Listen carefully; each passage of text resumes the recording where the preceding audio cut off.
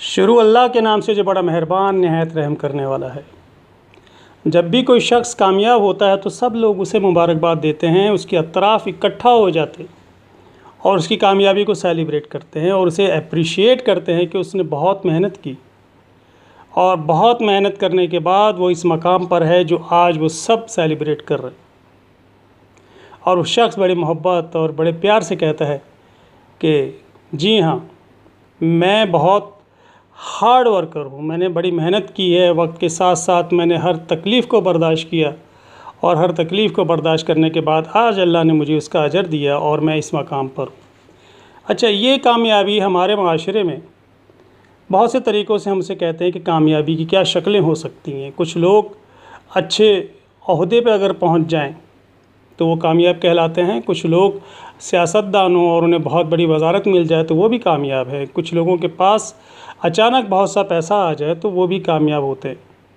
लेकिन इस सारी कामयाबी के पीछे अगर आप उस शख्स से पूछें कि जनाब बताइए आपने ये कामयाबी कैसे हासिल की, तो वो कहता है कि हाँ, अल्लाह का शुक्र है, अल्लाह की नेमत है, अल्लाह ने दी है, मैं बड़ा शुक्रगुज़ार हूँ, उसने मुझे ये सब कुछ दिया है, मुझे दिया है। ये बात अक्सर आप सकते कि उसने मुझे दिया है। हालांकि ये बात सही नहीं है कि जब भी अल्लाह मेहरबान होता है तो किसी एक शख्स पे मेहरबान नहीं होता, उसके अतराफ़ जितने लोग होते हैं उन सब पर मेहरबान होता है। उसकी वजह ये है कि जब भी कोई शख्स कामयाब होता है तो उसके अतराफ़ जितने भी लोग होते हैं वो असल में उसको सपोर्ट करने वाले होते हैं उस वक्त कि जब वो कामयाब नहीं हुआ होता।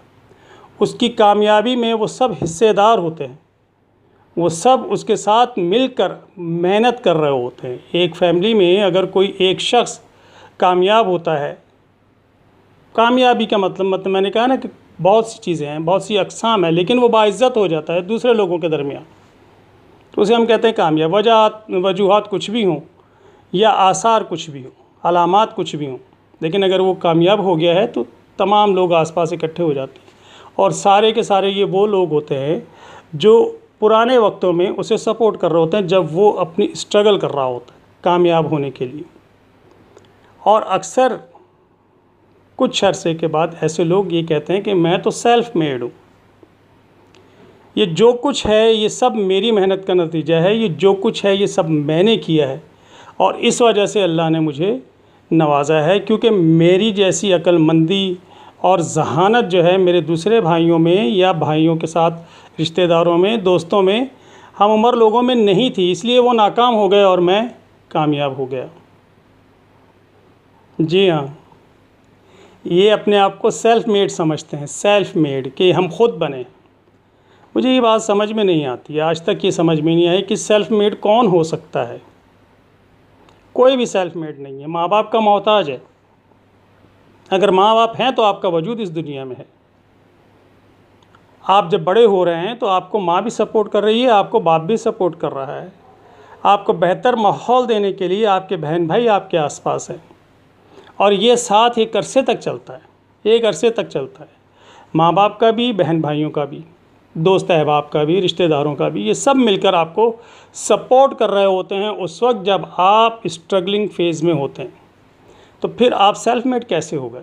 अगर माँ आपको टाइम पर फीड ना कराए, आपको घर से निकलते हुए खाना बना कर ना खिलाए, आपके कपड़े साफ़ सुथरे ना करे, तो आप कैसे बाहर जाके दुनिया का सामना कर सकते हैं? भाई कॉलेज आपको छोड़ कर आता है, कॉलेज से आपको लेकर आता है, अपनी कन्वेंस, अपना पेट्रोल इस्तेमाल करता है और वो आपको ड्रॉप करता है ताकि आप टाइम से कॉलेज पर पहुंच जाएं, स्कूल पहुंच जाएं या आप टाइम से अपनी ड्यूटी आवर्स पूरा कर सकें। तो उस वक्त भी आप उस भाई के मोहताज होते हैं। तो सेल्फ मेड कहाँ से हो गए आप? आपको घर के किसी भी काम से मुबर्रा किया जाता है कि आप बेटा अपना मुस्तकबिल बनाओ, अपनी स्कूलिंग देखो, कॉलेज देखो, अपनी जॉब्स देखो, हम करेंगे ये सब जो बाकीमानदा लोग हैं। तो फिर आप कैसे सेल्फ मेड हो गए? मुझे आज तक ये लफ्ज़ समझ में नहीं आया कि सेल्फ मेड लोग होते कौन से।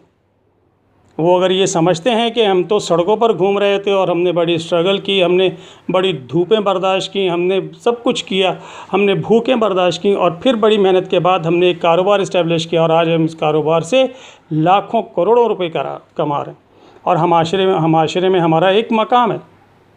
तो वो भी सेल्फ मेड नहीं है। उन्हें भी कोई ना कोई शख्स ऐसा ज़रूर होगा जो उस बुरे वक्त में उनके साथ हाथ मिला के, उनको सहारा दे के, उनको हाथ से पकड़ के खड़ा किया होगा किसी ने। तो उसकी कंट्रीब्यूशन कहाँ गई?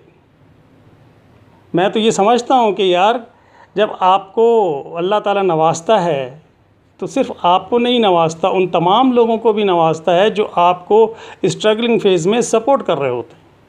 और ये अल्लाह की मेहरबानी और उसके हुक्म से होता है ना, कि कोई ना कोई उठ के आपको ऐसी सपोर्ट दे देता है कि जिसके बाद आपको बूस्टअप मिलता है।